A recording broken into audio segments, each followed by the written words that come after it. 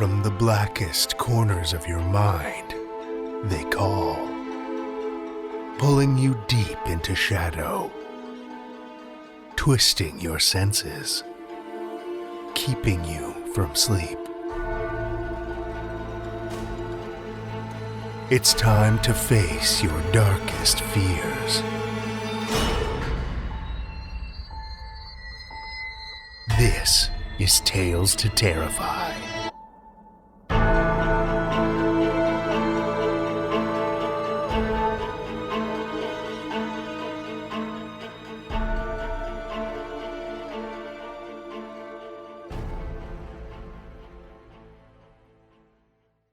Good evening, children of the night, and welcome. Before we get going this week, I just want to make a quick correction to a mistake from last week. I credited the reading of the final story last week, Like Herding Cats, to Tina Kolakowski, when the voice you actually heard was Amy Paunessa. The episode's been fixed, but I just wanted to make sure I gave credit where it was due, so thank you, Amy, and sorry for the mix-up. The positive reviews have been rolling in lately from iTunes, and I'd like to give a shout-out again this week, this time to Hayabot and another to Chic Mister. Thanks for the positive feedback. We appreciate it so much. We're also coming up on our next round of swag for our patrons, and I have some fantastic stuff lined up. We had a sampling from this artist around the holidays last year, but this next batch of goodies is something you truly won't want to miss. A mixed bag of dark delights from a little place called Jessup's General Store, where artist Carly Jessup creates all kinds of weird and twisted, occult-inspired artwork. Check out jessupsgeneralstore.ca for a peek at the kind of things we've got in store. And of course, if you'd like to get in on the goods, patreon.com/Tales to Terrify is where you can sign up. Every dollar we receive from our patrons goes into creating fresh horrors for your ears, and sometimes, like in these swag packs, for your other senses too. We've had a bit of a lull in our sponsorships lately, but we're so close to 75. If you'd like to be one of the fantastically deviant humans who helps us cross that threshold, we would be endlessly grateful. Again, patreon.com/Tales to Terrify. One last thing before we start our travels this week. Something I know at least a few of you, like the monster under the bed waiting to creep free as soon as the child above falls asleep, have been waiting anxiously for. Yes, Tales to Terrify is now, once again, officially open for submissions. Hair-raising, spine-tingling, gut-wrenching, body-part-verbing stories. We want them. No, strike that. We need them. It's the fetid marrow on which this infernal beast we call Tales to Terrify is nourished. Meredith's requests, according to Twitter anyway, are murder unicorns, oubliettes, and houses haunted by the spirits of cranky old women who are just so done with your bullshit. Seth, well, I'm not sure we've ever achieved the requested influx of nautical horror that he's been craving for the last few submission periods. And as for me, I could really dig my teeth into a little darkly atmospheric apocalypse. And I'm admittedly a sucker for some clever, bizarre horror humor, too. I'll catch up with the rest of the crew, and I'll let you know what else is trending in the trenches right now. Details. Of course, you need details, don't you? And fortunately, TalesToTerrify.com/submissions has them. Everything you need to know, from what kind of writing we're seeking, to how much we pay, to how you can submit, it's all right there. And, as another reminder, we're prepping for episode 500 right now. So, if there's ever a time to roll out the big guns, That time is now. I can't wait to see what you've got in store for us. This week finds us in Wallaceburg, Ontario, the site of one of the most famous hauntings in Canadian history. Think of it as our version of the Bell Witch. It's a tale that's had incredible staying power despite being almost 200 years old. A legend known as the Baldoon Mystery. Baldoon, near present-day Wallaceburg, was a settlement that originally sprung from the imagination of a man named Lord Selkirk. An immigrant to Canada from the Highlands of Scotland, his vision was to create a familiar slice of his homeland in the New World. Despite building homes, fences, and even importing both sheep and Scottish people, recreating the Scottish Highlands proved more difficult than he anticipated, especially since the terrain was anything but highland. The low-lying swamplands around Baldoon proved miserable to farm, and the sheep weren't thrilled with their new homes either. With the often soggy conditions, malaria was frequent too. So, when the War of 1812 saw Americans sweep in from the south, many of the settlers had had enough, and simply packed up and left. Lord Selkirk himself decided to sell his property. But Scots are notoriously hardy people, and there were a group of original settlers that refused to give up so easily. They dug in, weathered the conflict, and afterward began to build the settlement back into something a little more desirable. They even began attracting new residents, including a man named John MacDonald and his young family. Life in Baldoon began to settle down, almost to become mundane. It wasn't easy by any means, but people had adapted to life in the community. Of course, when everything seems to be at its most uneventful is when trouble seems most likely to strike. It began with an incident in 1829. Several women from the MacDonald homestead were out working in the barn. Hay was brought in from the fields, and the women gathered it and piled the loose bales for storage. As they toiled with rakes and pitchforks, there was a series of loud snaps from the ceiling of the barn. Suddenly, a rain of wooden spikes hurtled toward the floor, like daggers thrown from the heavens. The women ran for cover, shielding their heads, their arms and shoulders pierced by razor-sharp splinters. They huddled against the walls as the shower slowed and then stopped. There were scrapes and cuts, but miraculously, no one was seriously injured. Large, sharp wooden poles protruded like quills from the floor of the barn, though, and if anyone had been unlucky enough to be under one as they had fallen, no doubt there would have been carnage. Upon inspection, it seems a series of poles in the barn's roof had somehow splintered and sheared away, tumbling down on the women's heads. But the structure of the barn seemed sound, and it wasn't very old. No matter how they explained it, no matter how thoroughly they examined it, they couldn't find any reason for the deadly barrage. There was, though, an ominous energy that seemed to hang over the place in its wake. On its own, the incident could have been explained away, but the heaviness that had descended over the homestead refused to lift. Suddenly, unexplained sounds became the norm around the previously quiet property. Footsteps were often heard in the kitchen late at night, after everyone was asleep. Not just the odd shuffle or squeak of floorboards either.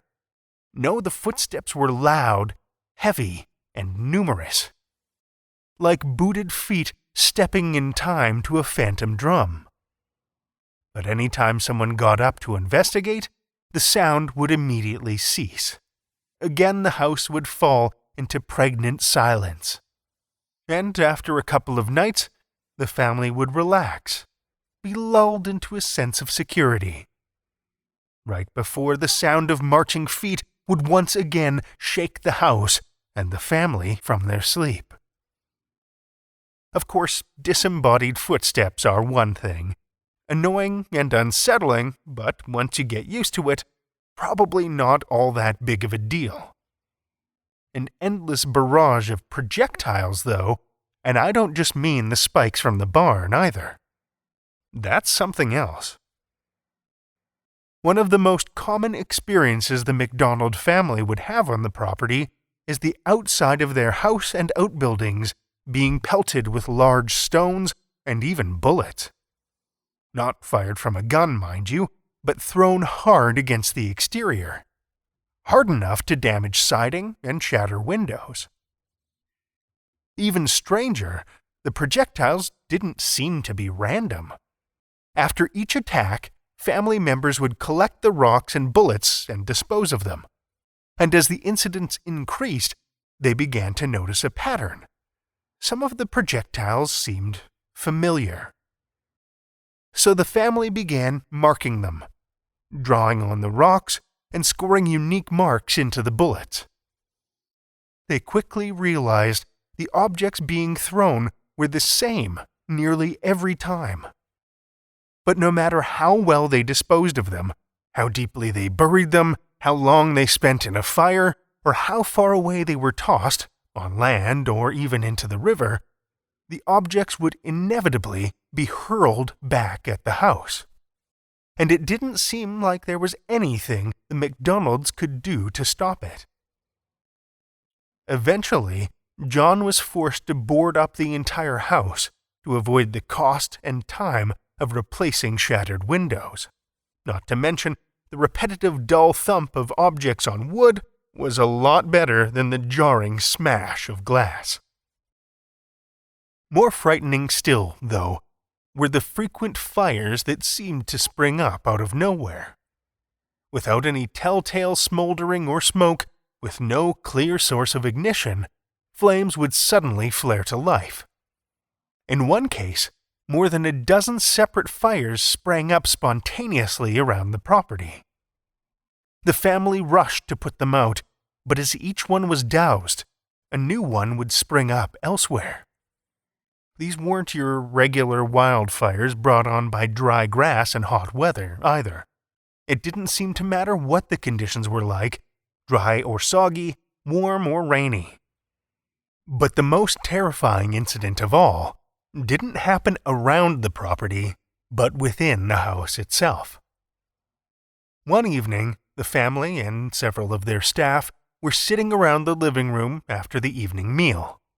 It had been a long, hard day in the field, tending to crops and livestock. A few of the men smoked pipes, while the children played in the corner. The youngest was cooing softly on the edge of sleep, swaddled in his wooden cradle. His mother rocked the cradle absently with one foot, gently pushing it back and forth. As the infant drifted off to sleep, she leaned back. But when she stopped rocking it, the cradle didn't slow, didn't drift to a standstill. Instead, it seemed to pick up speed. The mother was stunned for a moment. She grabbed for the edge of the cradle, but it rocked violently out of her hands. The baby began to wail, and several men in the room stood up and strode over to the cradle. They clutched at the wooden railing, but by now it was rocking so aggressively, so violently, that the three men couldn't hold it, couldn't even seem to slow it down. One man tried to bodily tackle the cradle, to throw himself on it to pin it down, but was tossed aside like a rag doll. The other men backed away, helpless, and after a few panicked moments, whatever had seized the cradle thankfully, suddenly let go. Instant, the cradle began to slow. The mother snatched the baby from inside and clutched the screaming, mostly unharmed, infant to her chest. So, what do you do when your home is under constant attack by an invisible, supernatural entity? Well, there's only so many things you can do, and for the MacDonald family, the threat seemed only to be growing. So, the easiest course of action was to pack up and move in with John MacDonald's father, who had a homestead nearby. But the incidents didn't stay with the home. They followed. And rather than risk endangering more family, John and his family soon turned around and headed back. Word had spread about the MacDonalds' experiences in Baldoon, and rather than frighten people off, it seemed to draw them in. Neighbors shared stories of their frightening observations with the press, and the quiet little community became a hotspot for visitors looking to experience the supernatural firsthand. It didn't help that the newspapers actually encouraged this either. But any entertainment or interest the events held for the MacDonald family had evaporated long ago. All they wanted was some peace and quiet. First, they got in touch with a priest. But despite the priest's best attempt at an exorcism, it seemed to have no effect. So, the MacDonald family cast the net wider, and was eventually introduced to a medium. She suggested that it wasn't a haunting at all, but rather a curse, resulting from a dispute over the property. When John had first purchased it, apparently there had been a spat with an elderly woman and her sons. And the old woman, the medium said, was the source of their troubles. Now, it's not entirely clear what happened next. Some stories say the family performed a ritual in order to dispel what was likely a poltergeist. Others say that the psychic gave them detailed instructions on how to thwart the old woman's curse. "Have you by chance seen a black goose around your property?" the medium asked. Indeed they had. Not something they'd paid a whole lot of attention to until that point, though. The woman nodded knowingly. "The old woman is a witch," she said. "Next time you see the goose, shoot it. Not with any regular bullet, mind you. The bullet must be made of silver." So, sure enough, the next time they spotted the goose, John MacDonald fired and shot it in the wing. And, wouldn't you know, when they saw the old woman again, her arm was in a sling, and her demeanor had changed. Just like that, 3 years of terror came to an abrupt end. Aside from the occasional curious visitor, the homestead became blissfully silent once more. Like so many legends, the line between what's true and what was exaggerated, or even flat-out fiction, has blurred over the years, obscured further by the frequent sensational coverage by the media.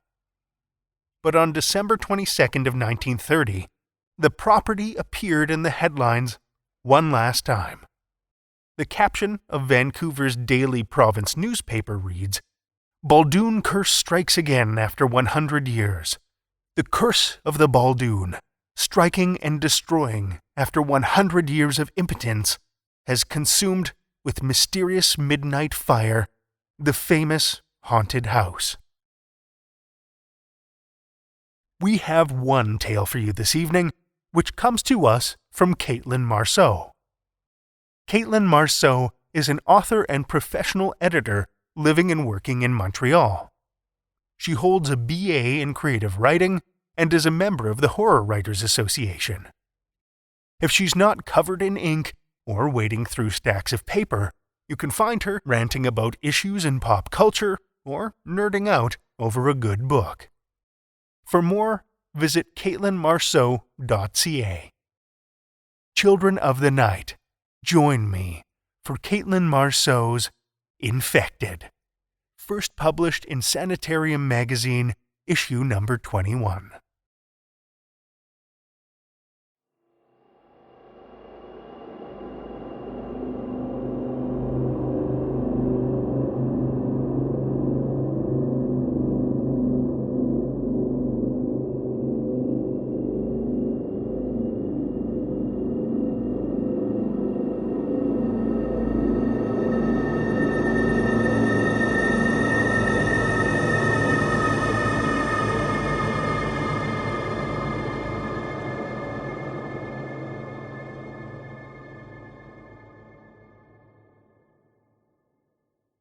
We collectively shuffle towards what they've named the mess hall.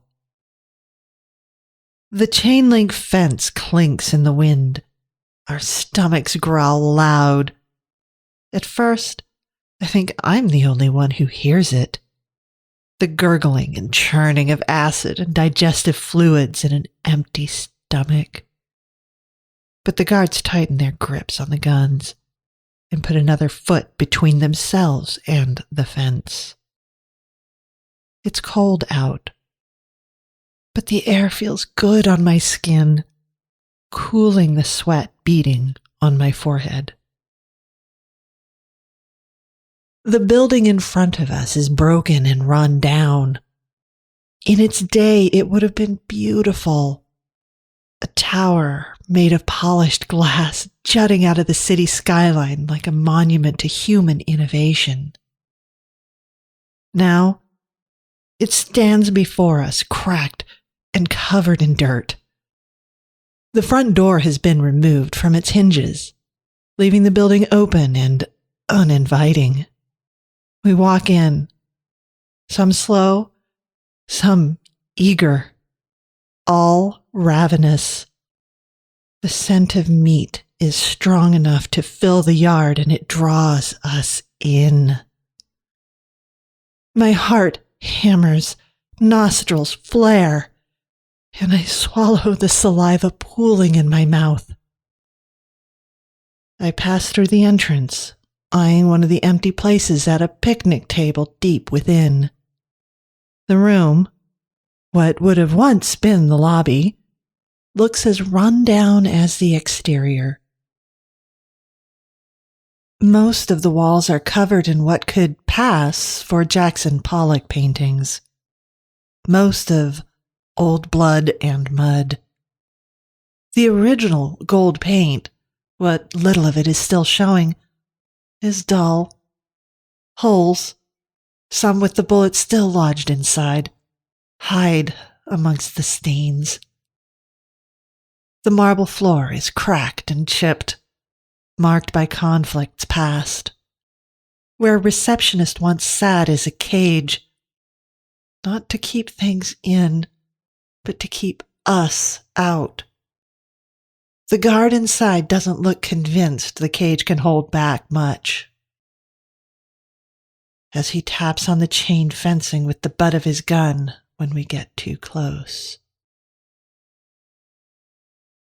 I sit down, the old wood of the bench creaking under my weight. The paper plate in front of me holds a slab of meat, grilled enough to feel warm, but not enough to be considered rare. I pick it up, licking my dry lips, looking at the people gathered in the center of the room. They stare at the rest of us, mortified. They're new to the pens and still hold on to hope that this is just a bad dream. I pick up the beef with my bare hands. They continue to watch, wide-eyed, and I try to ignore them as I lift the slab of meat to my mouth. One of them locks eyes with me and I stare into them. Then I rip into the flesh, pulling it apart and crushing it between my teeth. Thin beams of light shine out from between the cracks in the blinds, turning the tips of Philibert's straw blonde hair golden and making me smile. There hasn't been sun like this, real sun, in ages. There's only been the fluorescent glow of the day lamps, which hardly illuminate the smoky city, for a very long time.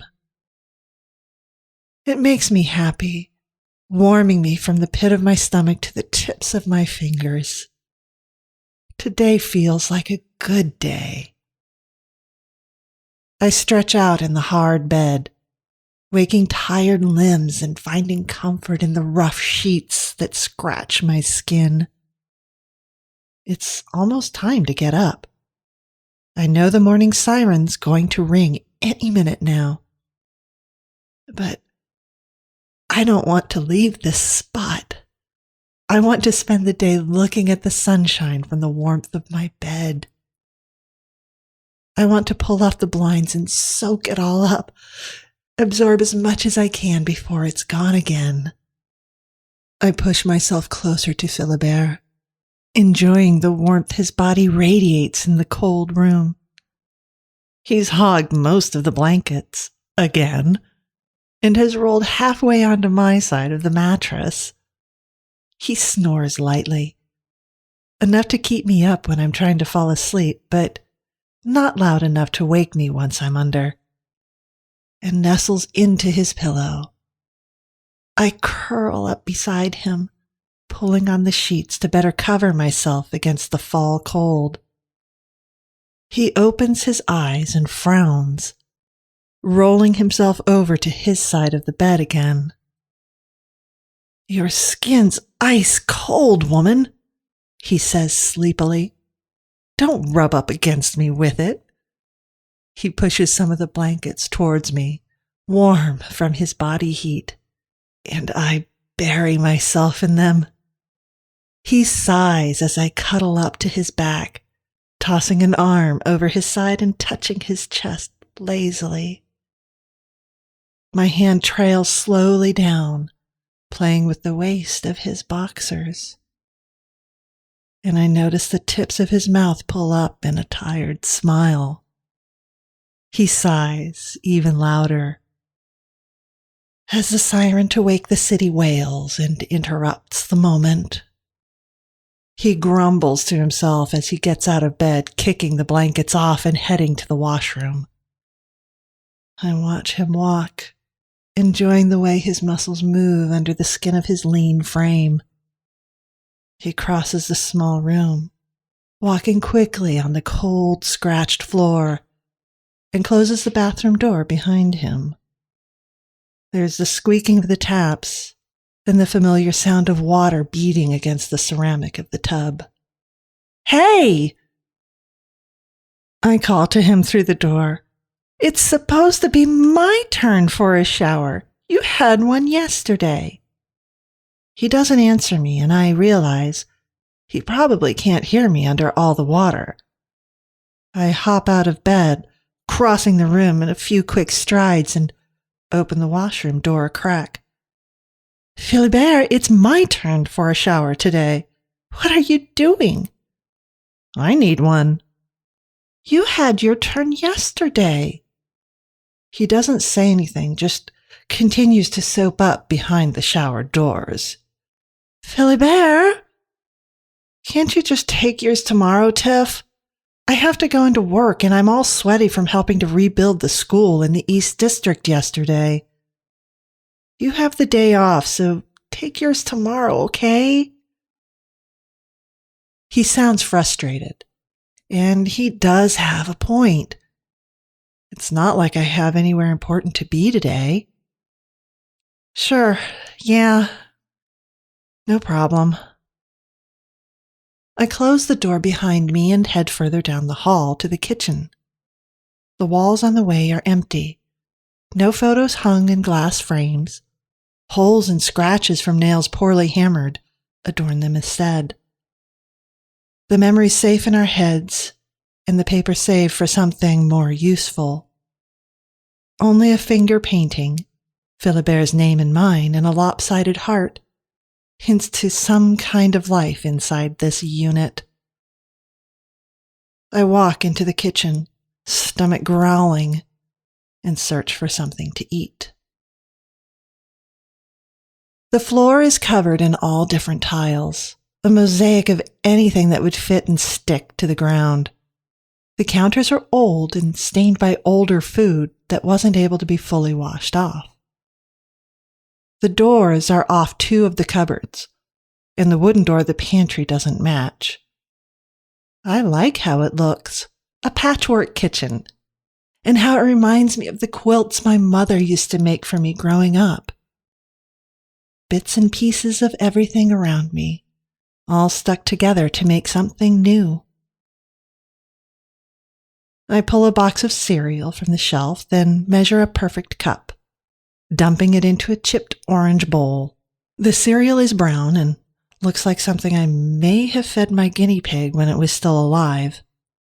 I then pour a measured cup of powdered milk into the bowl, mix it with a metal spoon, and dig in. Despite the bitter taste it leaves in my mouth, it fills my stomach and meets the minimum requirements for nutritional value. Once I'm done, I put the bowl in the sink next to the dirty dishes from supper last night and head back to the bedroom to get changed.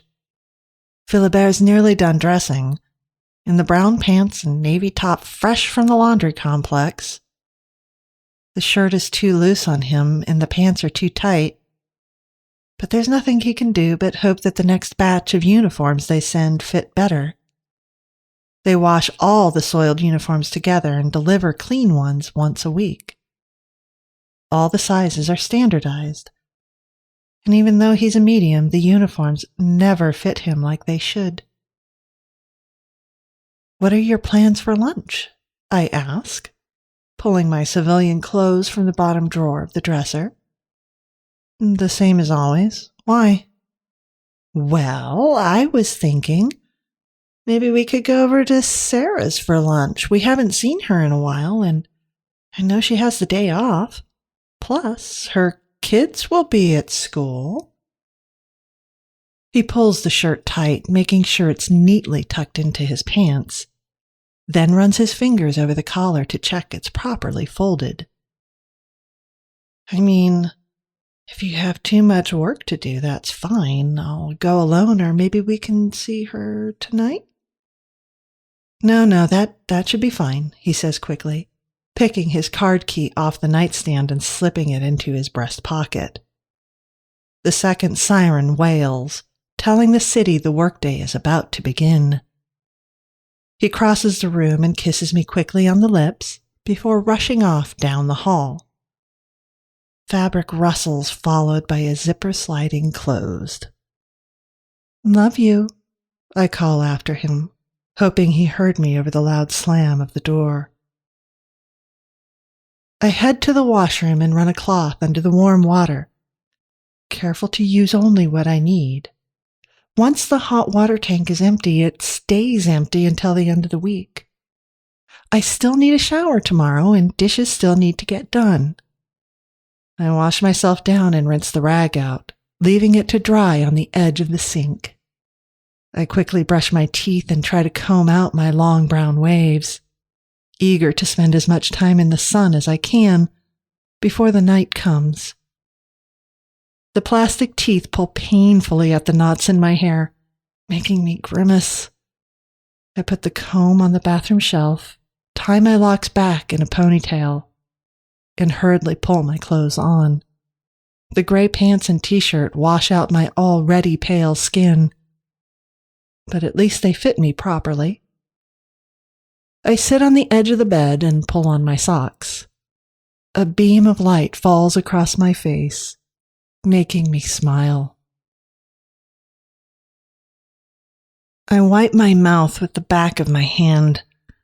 The cow's blood stains my skin red, but camouflages into my crimson jumper. My stomach is full, but I'm still hungry. I eye the paper plate of the man sitting next to me and clench my jaw. I look away, staring at the ceiling, and run my hand through my hair absent-mindedly. Long brown strands come out, sticking to my dirty fingers, and my breath catches in my throat. I rub my palm against my thigh, some of my brown hair sticking to my uniform and the rest falling onto the ground.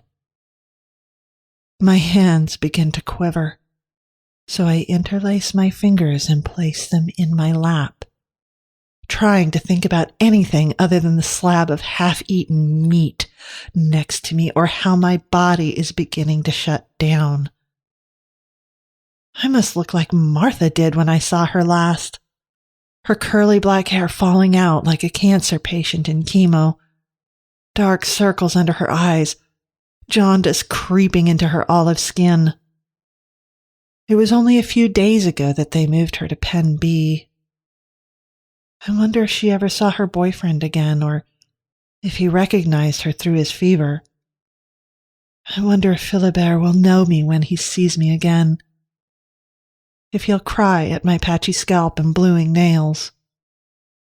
I look at the plastic wedding ring he gave me, and I hope they let him have it back after I'm dead. I don't want them to burn it like they do everything else. "Get off!" someone screams. It's the girl who watched me eat. The girl who couldn't look away. She can't be older than 12, maybe 13. Her scraggly hair is in 2 braids, and, unlike the rest of us, she looks good in red. Her skin hasn't yellowed enough to look harsh in the clothes they've given us. And if it wasn't for the fevered look in those brown eyes, I'd have thought she was healthy. A man is hanging onto her arm, saliva dripping from his open mouth onto the marble floor. He pulls her close. The only evidence of the meal that was on his plate, a red stain on the white paper. She pulls away from him hard, straining against him, her shoulder being wrenched nearly out of its socket as she tries to get away. We all watch, but none of us move to help her. I don't know if it's from apathy or shock, but not one of us come to her aid as the man throws himself at her, teeth digging into her upper arm. The guards begin to shout instructions to us and to each other. The one in the cage radios to his colleagues that there's a situation in the mess hall. They begin ushering us out of the room, forcing us back the way we came. Everyone around me gets up and begins shambling towards the door. One of the guards fires his gun into the ceiling, spraying us with dust and plaster, bellowing at us to get a move on. I stay seated and watch the girl, the human in me unable to look away, and the monster I'm becoming, not wanting to. She's screaming for me to do something, looking at me with pleading, wild eyes. She kicks out, flailing, as the man takes another bite of her arm. He tries to better position himself on top of her, the rubber of his shoe slipping on the wet floor. He pins her down and rips into her throat, pulling away with a mouthful of skin and stringy muscle. She slowly stops fighting, her head turned towards me as she dies. The room is nearly empty of people when I finally get up and begin to make my way to the doors. More guards enter the room from a staircase in the back, one of them carrying 2 large black bags. I turn away from them and begin pushing past the last few people, trying to get out of the hall faster now. Their boots thud heavily against the floor, and it reminds me of the beating of a war drum. Then they stop as suddenly as they started. 2 shots are fired fast. Then, after a moment, a third rings out. I stop moving and look over my shoulder. The man is unrecognizable, dead atop the little girl.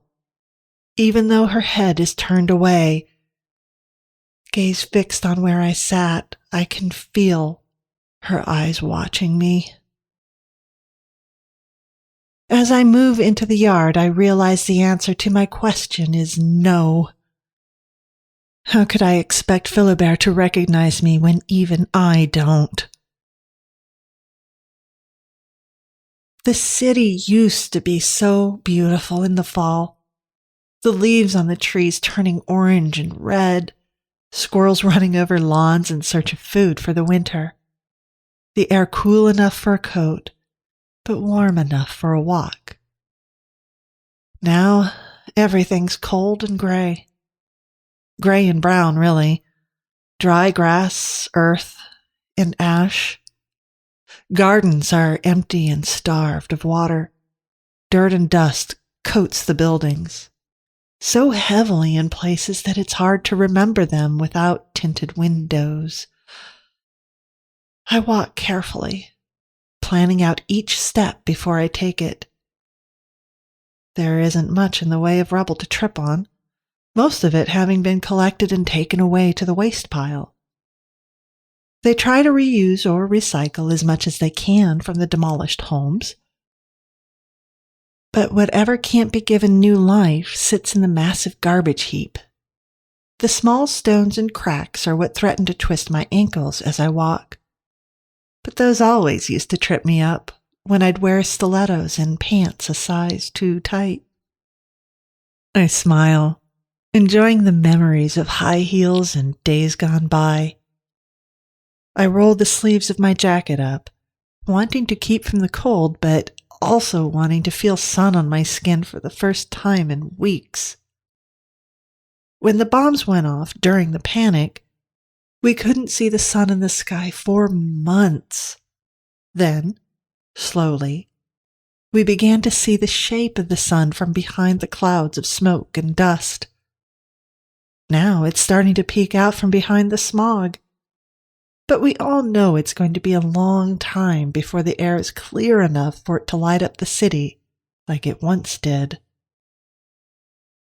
Until then, we'll live behind the daytime fluorescents that flicker and buzz like fireflies. I walk through the city districts, careful to keep on the sidewalks as trucks full of guards and supplies speed by. Their wheels kick up dust and make my eyes sting. I weave my way through the maze of streets and city districts. A black truck with a neon yellow biohazard sign rushes by and I hold my breath. Inside of the truck, it carries the diseased and the dying. It transports the last of the plague out of the city, keeping the rest of us safe from the infection that decimated the population over 8 years ago. I watch it speed down the road, taking a sharp turn out of sight. I exhale loud and roll my shoulders, trying to work out the sudden tension out of them before continuing my walk. I turn off the main road that runs through the 2 largest districts. I begin to roam what would have once been a quiet niche of the city. The rich families used to live here. They'd spend money on overpriced homes designed to look like suburban townhouses, while having the luxuries only living in the heart of a metropolis could bring. It's eerily quiet, almost silent, like I'm the only one in the world left. As I walk further, the air gets thicker and full of ash. Then I hear a crackling on the wind and what sounds like screaming, and I follow it to its source. One of the houses is being burned to the ground. A group of men stand in front of the home, donning protective gear and flamethrowers. 2 fire trucks are parked close by, hoses ready and waiting should the fire get out of hand. I move closer, wanting to get a better view of the flames. The air is warm from the blaze and my hair sticks to the sweat of my skin. As I cross the strip of road to the yard, a gust of wind pushes a cloud of ash into me. The tiny particles force their way past my nostrils and into my lungs. I double over, coughing hard, my throat burning and my eyes watering. "Ma'am!" someone calls. I look up and see a member of the patrol approaching. The gas mask he wears muffles his voice, and he moves towards me fast with his hand on the holster of his gun. "Are you all right, ma'am?" he asks slowly. Yes, I sputter through the coughs. "Ash, breathe." The guard removes his hand from his gun and signals for the 2 guards I hadn't noticed to stand down. "Ma'am, I'm sorry, but you're not allowed to be this close. If you could just stand further back, please." I nod and step away from him. I spit on the pavement next to me and cough again. this time to try and clear my throat. "Why aren't you putting that fire out?" I ask, voice rough. He looks back at the house, not meeting my gaze. "We found signs of possible contamination with infectious materials. As per standard protocol, we're eliminating all traces of the biohazard. Now, ma'am, if you'd kindly step back—" I heard screaming. I cut him off. He stands straighter, looking me in the eye this time, before answering. "You must be mistaken. Now, ma'am, I won't ask you again to stand back." I nod and move to the other side of the road, hand on my chest as I watch the fire burn. I throw up in the corner of the yard, but no one cares. Not even the guards who will have to clean it. Stomach acid and everything I've eaten in the last day hits the ground, mixing with the dirt and grass. Some of it splashes onto my uniform and shoes. My stomach churns, hungry for the food I've just given up. I lean against the fence and bend over, letting my head hang. The liquefied contents of my stomach slowly fill the cracks and craters of the ground, pooling around the solid chunks. None of the sick men and women roaming around the yard notice me. None of them seem upset by the incident in the mess hall, like they've seen this 100 times before. Maybe they have. I slump to the ground, sweat beading down my face, and unzip the top of my crimson one-piece. The air on my chest feels good, but not enough to cool me down. I unzip the uniform even more, exposing me from the sides of my breasts to my navel. I want to rip the clothing off, to walk through the pen naked. Even though the fabric is thin, it feels as warm as a parka with the blazing fever. I lick my lips, realizing how dry they are and how dry my cracked yellow skin is. The wind ruffles my hair. I take a fistful in my hand and pull slowly, testing its strength. My scalp releases the strands, giving up the brown locks Philibert used to play with. Not all of them come out, some of them clinging to my head. I pull harder, ripping them out. With both hands I pull, tearing all I can from the roots. It doesn't hurt like I know it should. I slip my right arm out from my uniform, then my left. I let the top of the one piece hang limp on the ground around me and pull my legs up to my chest in an attempt to fake modesty and get comfortable. I lie back against the cold metal fence, close my eyes, and try to sleep. Approaching the door, I pull a card key from my back pocket, worried for just a second that it may have fallen out on the jog over, and hand it to the guard stationed out front. He frowns at me and swipes the card with his handheld reader. It beeps twice, giving me clearance to the building's inner entrance. The heavy steel doors open and I walk through. Another officer waits inside and a woman in scrubs sits behind a reception desk. "Good afternoon," she says with a bored smile. "How may I help you today?" "I'm here to see Philibert Cabral. He works upstairs in data analysis," she finishes for me. I nod as she continues on. "I'm just going to need some information if that's all right," she asks, opening a binder lined with the sign-in sheets. She flips to an empty one and waits for me to answer. I nod again, knowing to refuse is to be escorted out. Your name, please? Tiffany Cabral. Relation? Wife. Date of your most recent vaccination? September 17th, 2018. So, yesterday. Wonderful. And last one, do you have a checkpoint paper from today? No, sorry. She jots something down and opens one of the desk drawers, taking out a glass vial with a cotton swab sealed inside. She reaches into the box on her desk, pulling out a pair of plastic gloves and putting them on. No problem, I'm just going to need to take a cheek swab to make sure you're clean, and then you'll be issued a checkpoint paper that will give you clearance to public buildings for the next 3 hours. After that, you'll be required to submit to another swab. No problem. The receptionist/nurse picks up the vial with the swab, and she approaches me. She uncaps the tube and I open my mouth, noticing that the guard has moved closer to me. I wait for her to finish scratching me with this cotton tip, trying not to gag when she puts it in too far.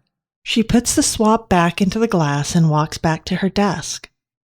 Behind it is a counter, government issued, cluttered with test tube racks, labels, a few bottles of blue liquid, and a disposal unit for hazardous materials. She slides the vial in a holder and pours some of the blue liquid into it, filling just enough to cover the cotton ends of the swab. I cross my arms, always annoyed during this procedure. I've had my shots kept up to date and there's no reason for me to need testing. I know what the outcome is going to be. It's always, I'm sorry, Mrs. Cabral, but your test results are showing up purple, indicating a trace of infection, she says slowly. It takes me a moment to decipher her words, and once I do, it takes me even longer to figure out how to react to them. Excuse me? Your results have turned a positive for potential infection. But it's blue. No, ma'am, that's purple, she insists, showing me the tube is proof. I don't mean that's blue. I mean my results are always blue. Always. I can feel sweat on the back of my neck and my hands feel unsteady. The room tilts a bit to the left and I wonder if I should brace myself against the wall to keep from falling. It's a mistake. It has to be. She probably poured the wrong liquid in. All of the blue solutions are unmarked, so how's she supposed to tell the right one apart from the rest? Yes, but because of I'm not infected. I'm clearly not rabid, I tell her matter-of-factly. I can hear the guard muttering under his breath, and from the corner of my eye, I realize he's holding a walkie. His free hand is resting on the stun gun in his holster, his eyes fixed on me. Please, ma'am, if you'd just relax a moment and take a deep breath. These in-house results are never conclusive. They only show that you have bacteria in your blood similar to that of the disease, which, in your case, could be the result of a fresh inoculation, she tells me in a soothing voice. So then what's the problem? If you know it's from my shot, just let me in, I try and reason, drumming my fingers restlessly against my thigh. As I'm sure you're aware, standard procedure is that we isolate the source of potential infection, have a full medical exam administered, and upon a clean bill of health, you'll be released. Released? So I'm a prisoner now? I ask, throat much too tight. A patient if you're sick, and an inconvenienced citizen if you're not. It's just a precaution to ensure public safety. Ma'am, if you just follow Clay, he'll escort you to a waiting area until the proper transport arrives. Alone? What about Philibert? He's going to wonder where I am. He'll be worried. He'll want to know what's being done. We'll inform him immediately, and he'll be brought down to the holding bay to accompany you to the appropriate facility. If you'd just please follow Clay. The guard comes up beside me, his hand now resting directly on the stun gun, and leads me to a side door I hadn't noticed before. Of course there'd be a side door. If I was rabid, they wouldn't want me back on the streets to become a roamer. But they wouldn't want me in the building either. He slides a card key in the reader and it gives a shrill beep before the lock releases. He pushes the thick steel door open to reveal a sitting room that could have come from an old IKEA catalog. Crisp white walls, squishy sofas, and some chairs that look more like art than they do comfortable. All circle a long white coffee table stacked with books. The door clangs shut behind me, and I spin on my heel. The guard has sealed me in, alone, and I take a seat on one of the couches. From this angle, a thin gap between the curtains is visible, and I notice a strip of silver. Another door. My heart's pounding so hard that I think my ribs are rattling. I fold my arms across my chest and cross my left leg over my right. I can't have the infection. I can't, because I just took my shots. The vaccine keeps the virus away, keeps us from going rabid, from turning cannibal, from the devastation the world survived. But what if I'm sick? But I'm not. Why is this room so warm? I wait for what feels like years until I hear the now familiar sound of a lock unlocking. I look over my shoulder at the door and see my husband, escorted by the less than pleasant guard. Philibert! I say his name like it's the most beautiful word I've ever said. I stand up quickly and turn towards him. He takes a step away from me, like something's pushed him back. His gaze darts around the room quickly, constantly shifting from me to his surroundings. The guard raises his hand, palm towards me and hand open. Ma'am, I'm going to have to ask you to stay back. Seriously? Protocol. I stare at the guard, my eyes stinging, and I try not to look as upset as I feel. None of us speak for a moment. Then Philibert gives me a big smile, his lips stretched too tight and too wide, trying to diffuse the tension. Hey, Tiff, he says much too gently. How are you feeling? Fine. I'm feeling perfectly fine, and this is all bullshit. You have to know that. Please tell me you know that. Of course, babe. Of course it is, and we're going to get all of this straightened out. I promise. I raise my eyebrow and shake my head, looking anywhere but at him. You've never in your life called me babe.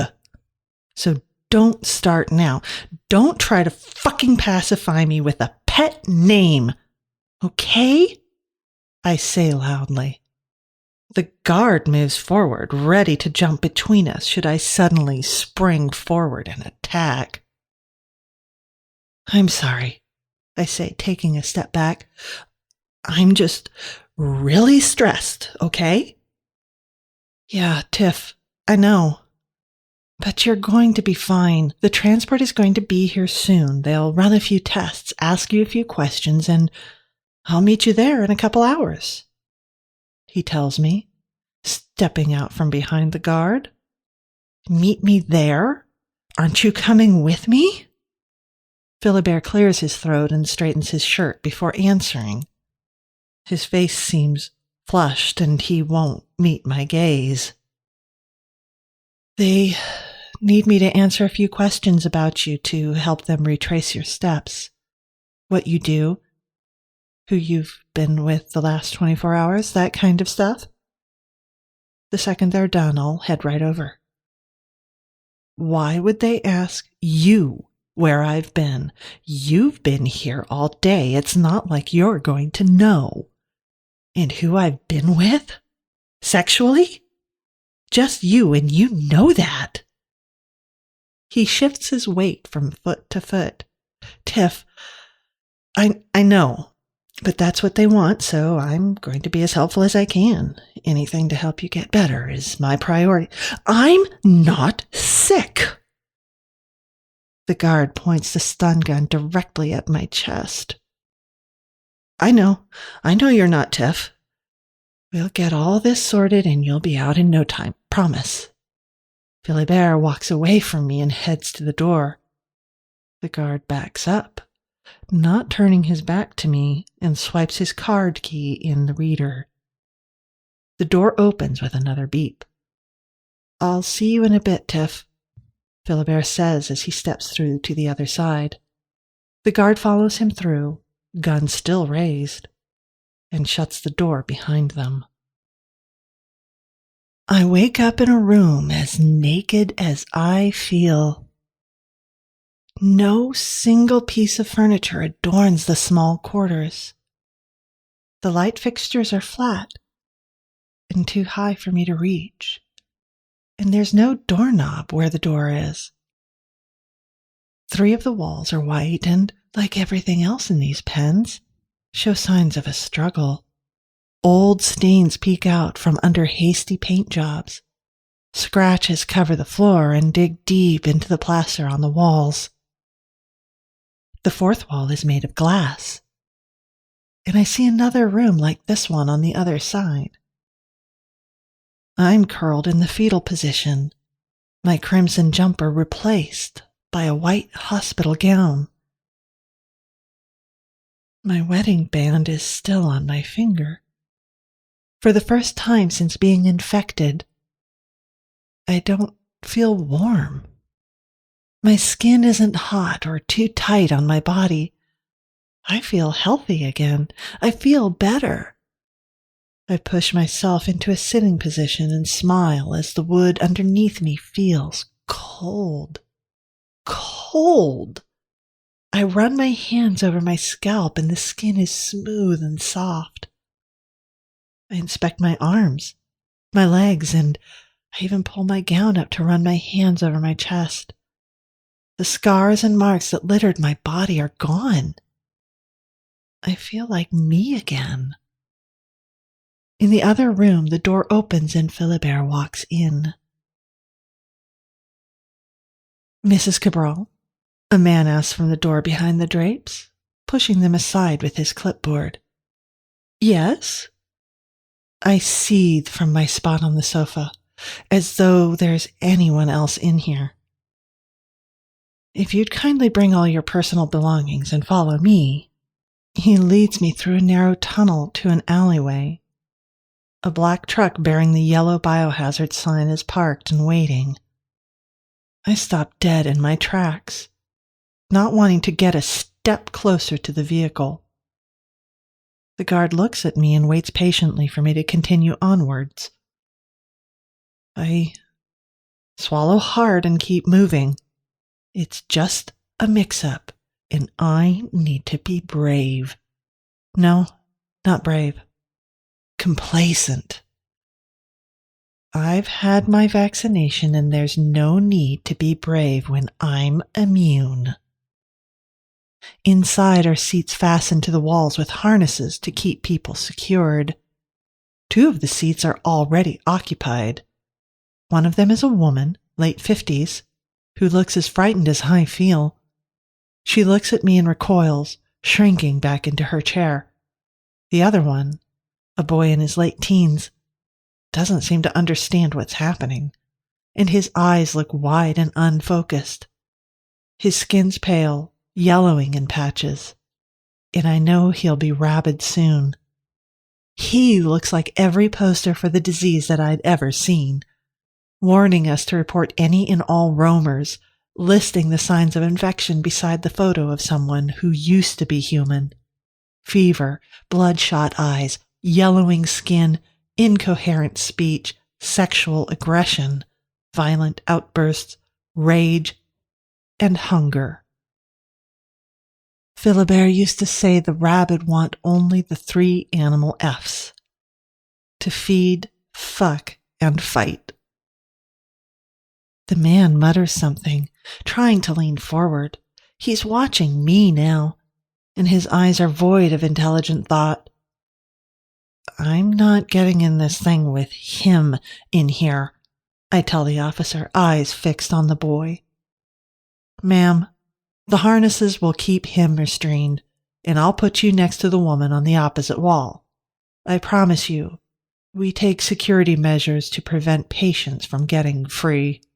Now, if you'll just take a seat, he tells me, pointing to a chair near the old woman. I climb the steps of the truck and sit. The officer ties me in, and I feel like a prisoner. Each hand is fastened to the opposite shoulder.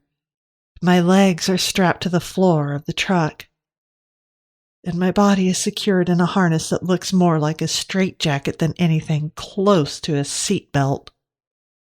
The journey to the medical center is a long one. It's at least an hour's drive away and isolated from the city. Along the way, we pick up more people. 2 middle-aged men, both yellow around the edges, and a woman who can't be much older than I am. She's harnessed in next to me. She doesn't seem sick, but doesn't seem worried either. I'd shake your hand if I had one free, she jokes. I can't help but chuckle. Even if it feels a bit strange for me to be laughing at a time like this. Martha, she says, winking. Tiffany Cabral. She gives me a once-over, frowning. You look too young to be a wife. What? She nods to my left hand, where a plastic ring from a costume shop rests around my finger. Either you put that on the wrong hand this morning, or your husband made do with what he had. I close my eyes and smile, nodding to her. You know how it was. People thought the end was nigh and figured it was their last chance to get hitched. Suddenly standards didn't matter and people took what they could get, I explain. You seem happy about settling, though. I am. Well, I didn't really settle, but I probably wouldn't have gotten married to him at 16 either, I admit. Martha nods, understanding. She looks around the truck and hums to herself. She's comfortable here, at ease, and her courage makes me strong. Philibert walks close to the glass partition, watching me. He hasn't shaven in a while, the stubble on his chin longer than it was when we last spoke. He's in his gray civilian uniform, but the shirt looks wrinkled and dirty. He puts a hand against the glass and smiles at me, eyes dull. I put my hand on the glass and smile back, leaning my head on the window. He pulls away for a moment before putting his hand back and leaning in close. Why do you look so upset? I mean, I know you weren't expecting me to be bald. I wasn't expecting me to go bald, but I'm better. My voice catches in my throat and I feel my eyes sting as the words hang in the air. I'm better, I whisper this time. I try and relax in my chair, but the straps pull uncomfortably on my chest. I wiggle in them, huffing and puffing. With all the people and the harness around me, it's hot in the truck. Ugh, these straps are biting into my skin. I think they're cutting off my circulation. Ugh. Hey, I shout in hopes someone will hear me. Can you loosen these, please? It's too tight. No one from the front cabin of the truck answers, so I call even louder. Nothing. I think they're used to hearing people yell. It's probably why they aren't answering, Martha tells me. I frown, but know she's right. So, how'd you end up here? Get bitten by a roamer? She asks casually, like two friends talking over a drink at a bar. Oh, I'm not sick, I tell her quickly. This is just a mistake. Of course. No, really, I had my shot yesterday, so my test showed signs of possible infection. I'm not actually rapid. I laugh. And you? Did they screw up your vaccine too? Oh no, I'm definitely infected. What? I ask, unsure I heard her properly. I'm infected. How? I mean, you can't be sure. Everyone's been given shots, the antivirus.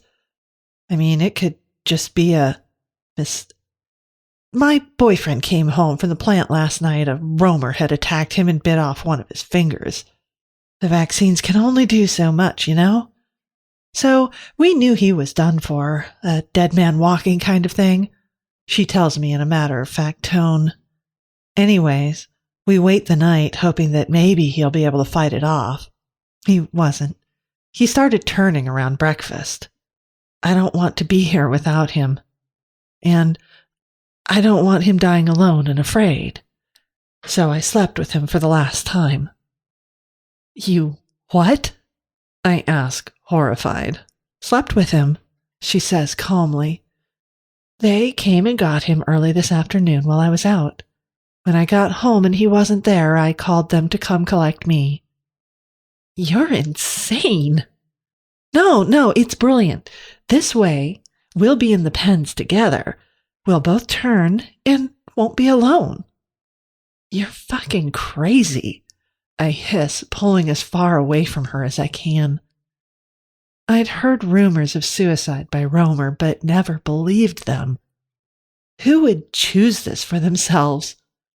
What was she thinking? The teen across from us begins wailing, beating the back of his head against the truck wall. Crazy? Crazy would have been to go on without him, to keep on fighting. Giving in is the sanest thing we can do. He looks like he hasn't slept in a very long time. There's a knocking, and then the door to Philibert's room opens a crack. Sir, my name is Dr. Stevenson, and I've been charting your wife's condition since her admission to the facility. May I come in? It's important I speak with you. Philibert nods. The door opens to grant access to a man in a white lab coat. Under it, he wears the regulated purple uniform of a healthcare worker and carries a clear plastic clipboard. He watches me, expression blank, and flips to a page in his notes. I pull myself off the window and smile to the doctor. It's nice to finally meet you. They told me a physician was assigned to me, but they never said who. How did she contract it? Philibert asks bluntly. The doctor looks back down at his paper, jots something down, and turns his attention to Philibert. She told the admissions nurse she'd accidentally inhaled fresh ash at the scene of a decontamination fire. She hadn't been wearing a protective mask and likely ingested biohazardous material. After a moment of silence passes between them, the doctor continues. We need to discuss her options. Philibert doesn't bother looking up, but rather, he continues to stare at me. He furrows his brow and exhales deeply, his warm breath leaving a mark on the glass. What options? I ask, my attention now on the doctor. I know it's difficult to talk about, Mr. Cabral, but it's important that we know what to do during this final stage. What final stage? I ask. When both are silent, I knock on the glass. Both of them take a step back from the window and Philibert looks unsettled. As you've been explained, those infected have a terminal prognosis. Tiffany is degenerating steadily, and if she continues at this rate, she'll, regrettably, pass on within the week. What the hell do you mean by pass on? I'm fine, I shout, banging my open hand against the window. Right now, her brain is shutting down. She's lost the proper function of her kidneys and liver. Her respiratory rate is much too high and her pulse much too low. She's losing circulation in her extremities, as you can see by the blue fingers and toes. The doctor lies. I look at my body, my skin pink and healthy, my fingers intact and nails well groomed. Why is he lying to Philibert? I'm healthy, I'm cured, and I just want to go home. From what we're able to tell, he continues, she's also lost the ability to reason. 2 guards found her huddled in the yard, naked, and ripping out her hair. Liar! It fell out! My hair! It fell out! Stop it! I shout, slapping my hands against the glass. Phil, can't you see he's lying? Why can't they hear me? Khalid, they were able to tranquilize her and bring her here without the use of excessive force. We had to shave her head for her own protection, and we've done the best we can with her self-inflicted wounds. As you can see, she's unable to communicate using language, and we don't believe she's able to understand it either. Philibert turns away from me. What can you do? We can either keep her isolated like she is and let the infection take its course, or, Philibert and I ask in unison. Or there's always euthanasia. Philibert's shoulders tense and he folds his arms over his chest. The hell there is! I yell. I know it isn't what you want to hear, the doctor says in a soothing tone, but there's nothing else we can do for her. It's the humane option for those in her state. It's quick, painless, and allows those infected to keep their integrity. The hair stands up on the back of my neck. If you need some time to think about it, I can always come back later. I understand this isn't an easy decision. The doctor clicks his pen, retracting the ballpoint back into the plastic shaft and slipping it into his breast pocket. He pulls a walkie from his lab coat with his free hand and presses down on a button, bringing it close to his mouth to speak. No, wait, Philibert cuts in. His voice is thick, and he looks back at me, not bothering to fake a smile. I don't want her to suffer like this. You're sure she won't feel anything? He asks. No! No! I yell, beating my fists against the glass, willing the window to break. This can't be happening. I'm fine. I'm fine. Just the prick of a needle, like a booster shot or a vaccine. The truck begins to bounce up and down as we drive over what can only be a gravel driveway. I shout for them to get me out of here, that there's a mistake. Don't they know there's a mistake? I'm not like the others. I'm not sick. I'm not insane. I'm not rabid. Can't they see that? If your husband was sick, she says over the boys screaming. If your husband was dying, what would you have done? There's a sickening crunch and a gurgling sound that follows. The teen has cracked his head open against the wall, blood dripping onto the floor below him. Yet still, he thwacks his head against the truck, beating his brains in, shouting until he's finally quiet. The truck comes to a halt. The back doors squeal in protest as the guards open them. Sounds of men talking, people screaming, a gun firing, all rush in and greet us. We're finally at the pens. I wake up to bright lights and the smell of disinfectant.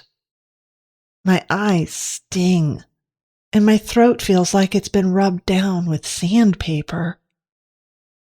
My head hurts, and the room is spinning. They've wheeled a gurney into the white room and tied me to it. I turn my head towards the glass wall and see Philibert watching me. There are crow's feet where smooth skin used to be. His straw-colored hair looks like dry grass, and his bright eyes are dark. 2 men enter my room. One's carrying a sheet, and the other, the doctor, the syringe. How'd this one contract it? The orderly asks. She was recently vaccinated with batch 19, the doctor explains as he pricks my skin with the tip of the needle and shoots fire up my arm. In the other room, a man walks in and gives Philibert a small brown envelope. He turns the package open and my wedding band slides into his open hand. He looks at me one last time before turning away, not wanting to watch me die. He walks to the door and pushes it open. If they're not careful, the orderly mumbles, they're going to have another outbreak on their hands. I feel tired, groggy. It's getting harder to hear them, and the lights seem brighter, making my eyes hurt. I know, she's the 7th subject that's been brought in post-inoculation. But at least we know this test batch was a failure. I watch the door shut behind Philibert, and I close my eyes.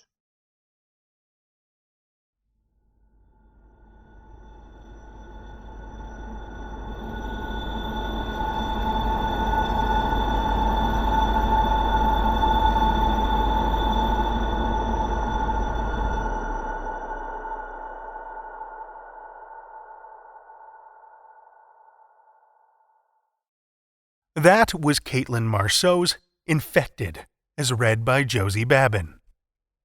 Living in that formerly abandoned house on the corner, the one across the street from the cemetery, the one with all those cats lounging about, you will find Josie, happily narrating horror stories.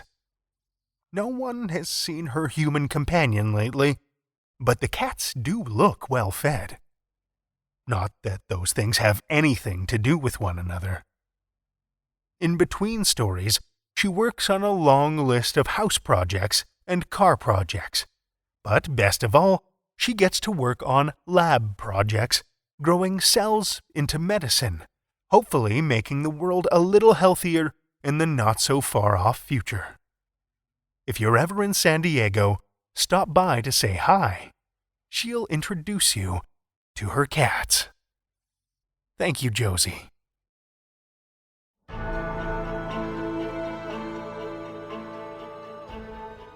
Well, children of the night, the hour is late, and we've run out of tales to tell. For now. Tales to Terrify is made possible by the tremendous generosity of our supporters on Patreon and PayPal. If you're not a supporter already, head over to patreon.com/talestoterrify, where you'll find all kinds of perks, from ad-free episodes and bonus content to shoutouts and merch packs. Every dollar helps, and we appreciate it so much. Want another way to support the show that doesn't cost a cent? head over to Stitcher or Apple Podcasts and leave us a 5-star review. You'll not only put a smile on our faces, but help new listeners discover our terrifying tales. You can share your love of the show out in the world too, with some Tales to Terrify merch. TalesToTerrify.com/merch will shoot you over to our TeePublic store, where we've got a great collection of creepy, custom, and curated designs that's always growing, so check back often.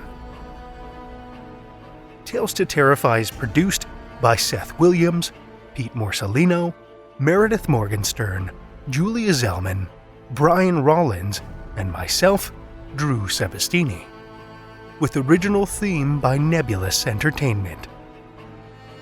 Tales to Terrify is distributed under a Creative Commons Attribution, Non-Commercial, No Derivatives license. Join us again next week as we infect your mind with more Tales to Terrify.